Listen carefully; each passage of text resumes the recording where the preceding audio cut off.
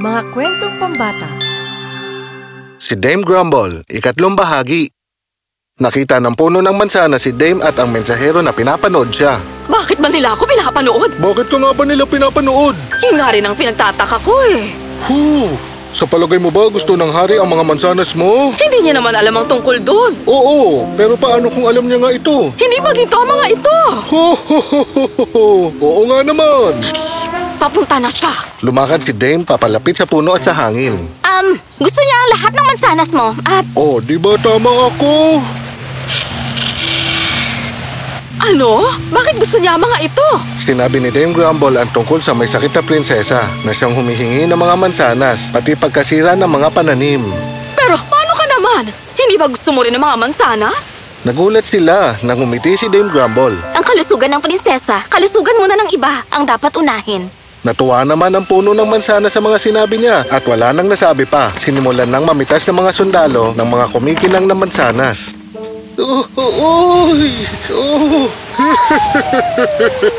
Ginang, ano pong kapalit ang gusto ninyo para sa mga mansanas? Wala naman akong gusto kundi ang lubusang paggaling ng prinsesa sa kanyang sakit. Manghang-mangha ang mensahero. Sinubukan niyang bigyan ng ginang ng ilang supot ng ginto o di kaya mamahaling regalo. Hindi kami maaaring kumuha basta-basta ng mga mansanas ng walang anumang kapalit. Isipin niyo na lang na regalo yan para sa prinsesa. Ang kasiyahan niya ay kasiyahan ko rin.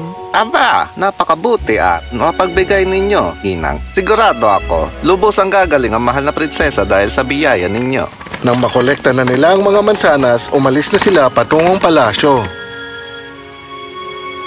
Hindi ka na makakakuha ng mga mansanas. Alam ko yon, gusto ko nakikita yon pero hindi ako nagsisisi sa pasya ko. Sa loob ng palasyo, binalatan na ang mga mansanas, hiniwa-hiwa ang mga ito para ihain sa munting prinsesa. Mansanas!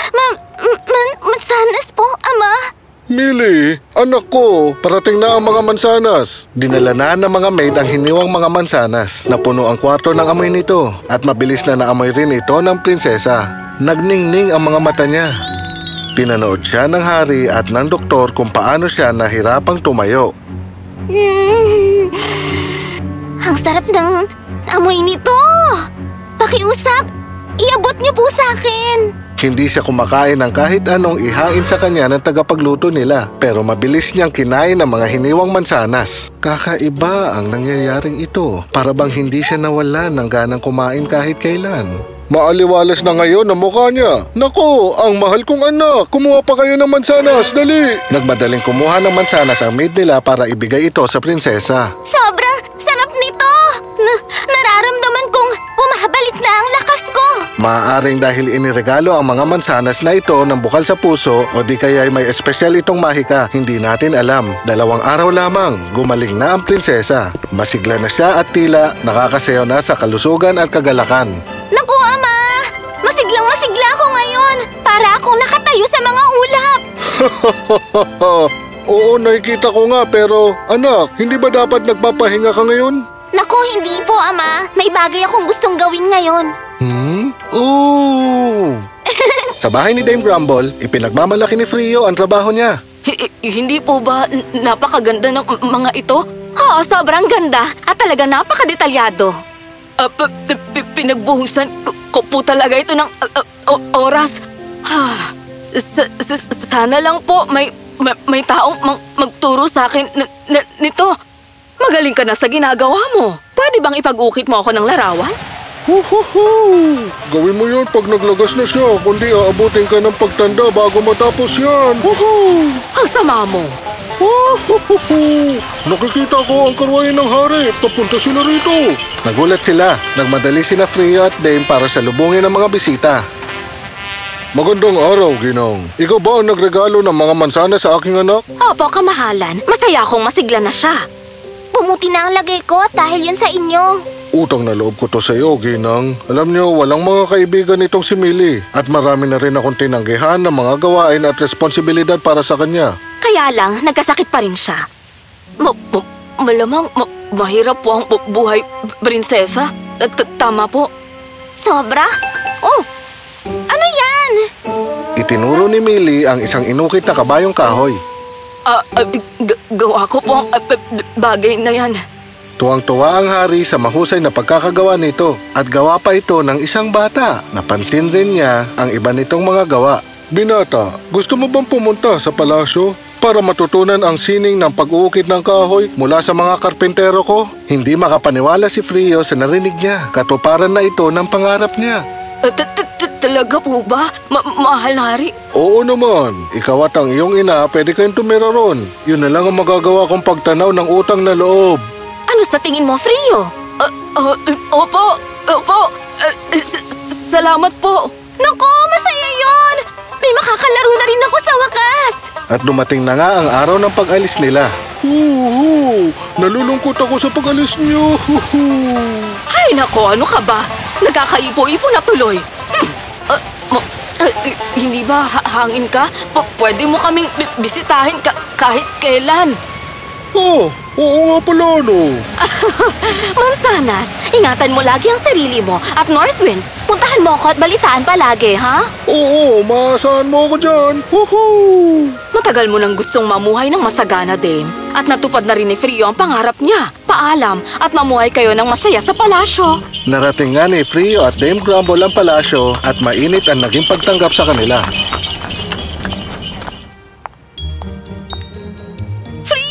Dumating ka! Halika, mamasyal tayo rito. Saan mo gustong pumunta? Gusto kong makita ang lugar kung saan ka nag-uukit dito. Dun sana tayo sa mas masayang puntahan pero sige, ayos lang sa akin. Punta na tayo! Habang namamasyal sina Frio kasama ang prinsesa, naglibot-libot naman si Dame Grumble sa magandang palasyo. Ang ganda rito. Tama si Mansanas. Ang sayangan tumira rito. Katagalan, nasanay na sila mamuhay sa palasyo. Ibang klase pa rin ang serbisyo at yamang bigay sa kanila ng palasyo. Hindi po ba masarap pong pagkain hinain nila? Masarap, anak! Masayang nagtrabaho si Frio kasama ang mahuhusay na karpintero roon. Marami siyang natutunan doon mula sa mekanismo hanggang sa paggawa ng laruan. Gumagaling na siya ng husto sa pag-uukit. Tingnan nyo, ito po ang natutunan ko ngayon. Napakaganda, anak. Ipapakita ko itong gawa ko kay Millie. Hindi na mapaghiwalay sina Frio at Millie. Isang tahimik na batang lalaki at matapang na batang babae ang naging magkaibigan. Ay nako, ayoko na talagang mag-aral ng mga leksyon ko. Kung alam naman nila kung paano ito gawin, bakit kailangan ko bang malaman ito? Millie, may dala ako para sa'yo. Anong ginagawa niyan? Maluloko ba natin si Papa gamit yan? Magkasama din silang dalawa maging sa mga kalokohan. Bumibisita rin si Northwind kay Dame Grumble ng mas madalas. Gusto ko na makita ni Mansanas doon. Ito nga, may regalo siya sa'yo. Ang ganda nito. Maraming salamat, Kamo. O sige, hindi ako gusto ng Iswin na laging nandito kaya sige, alis na ako. Woohoo! Lumipas pa ang mga taon, lumaking napakakisig ni Frio, 17 taon na siya at isa sa pinakamagaling na manguukit ng kahoy sa kaharian. Frio, maglaro na tayo! Pero... Bilisan mo! Dali! Prinsesa, nahanap ko rin kayo. Kasaysayan na naman. Nga pala, pagkatapos ng leksyon mo, may sorpresa ako para sa'yo. Talaga? Sige, hihintayin ko yan, ha? Matalino at masayahing dalaga si Millie, 15 taon na siya at matibay pa rin ang pagkakaibigan nila. Yun nga lang, hindi na gaanong masaya si Dame Grumble. Ang Eastwind. Malamig ito at malumanay. Walang sigla, hindi katulad ni Northwind. Hindi na rin ganun kasarap ang sopas dito. Para bang ang pagtira rito ay hindi na yata tama. Kahit na magarbo, maningning at masaya sa palasyo, nakakaramdam ng pananabik si Dame Grumble sa simpleng buhay. Gusto ko nang makita ang puno ng mansanas. Marinig ang sobrang kaingayan ni Northwind. Gusto ko nang umuwi. Kaya naman sinabi niya ang kahilingang ito sa lahat. Nalungkot naman sila sa pasya ni Dame Grumble. Mama, sigurado po ba kayong gusto niyo nang bumalik pa roon? Baka meron po kaming pwedeng baguhin. Salamat, prinsesa. Pero nakapagdesisyon na ako. Sana maintindihan niyo ang pasya ko. Sige, kung yan ang kahilingan mo, aasikasuhin ka ng mga tao ko at ipapahanda ko ang karwahe kung kailangan mo. Si Frio ang pinakanalungkot sa nangyari. Sigurado po ba kayo dyan, Mama? Oo naman. Pero gusto niyo bang samahan ko kayo? Frio, sarili kong desisyon ito. At ito na ang buhay mo. Gawin mo kung anong magpapasaya sa'yo. Hindi ko po kayong makakalimutan, Mama. Mag-iingat po kayo. Mag-iingat ka palagi, anak. Natuloy ang pag-alis niya. Umuwi siyang masaya sa kanyang bahay. Hindi na ako makapaghintay. Nang makarating siya, nabigla ang puno ng mansanas. Anong ginagawa mo rito? Niyakap ni Dame ang kaibigan niya at kwinento sa kanya ang lahat. Kung ganon, dito ka na ulit titira? Hindi ka naaalis? Ang saya naman! Sayang hindi mo kasama si Frio. Oo nga eh. Pero ang alam ko, masaya na siya ron at yun ang mahalaga. Alam mo tayo na, magkwentuhan na lang tayo. Masayang masaya si Dame Grumble na makauwi at makausap muli si Mansanas at ang gulat na si Northwind.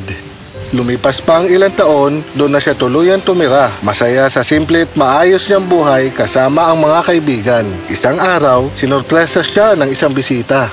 Si Frio! At si Millie! Nako, anak. Kumusta, Mansanas? Windy? Ang mahika sa Mansanas ang dahilan kung bakit nakikita niya ang dalawa. Frio, Millie, mabuti dumalaw kayo. Maaga nga lang yata kayo napadalaw. Nandito po kami para balitaan kayo.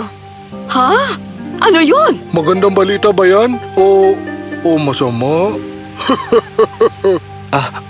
Mama, gusto ko pong sabihin na nagdesisyon na po kaming magpakasal ni Millie. Naghiyawan sila ng malakas sa sobrang saya dahil sa balitang narinig nila. Binabati ko kayo. Masaya ko para sa inyo. Kasalon! Kasalon! Kasi iniisip namin ni Millie kung pwedeng kung sasama kayo at doon natitira sa amin. Nagulat si Dame sa imbitasyon ng dalawa. Nag-isip siya na sandali pero... Maraming salamat sa alok ninyo pero dito na ako titira. Masaya na rin ako rito sa wakas. Ay, naintindihan ko po, Mama. Kaya, ang ginang na palagi maraming reklamo sa buhay ay nahanap na ang tunay niyang kasiyahan sa mga biyayang nasa kanya na. Ang laging pagrereklamo sa mga bagay ay nagiging ugali na natin. Bagamat napapalamutian na tayo ng mga yaman na meron ang mundo, kulang pa rin ang mga ito. Ang kasiyahan ay wala sa mga kumikinang na bagay na gusto natin. Ito'y pag-unawa na hindi palaging sagot ang pagkakaroon ng maraming bagay. Kaya tandaan, pangibabawi ng pag-ibig. Iwasang magreklamo, magsaya at bilangin ang mga biyayang dumarating sa inyo.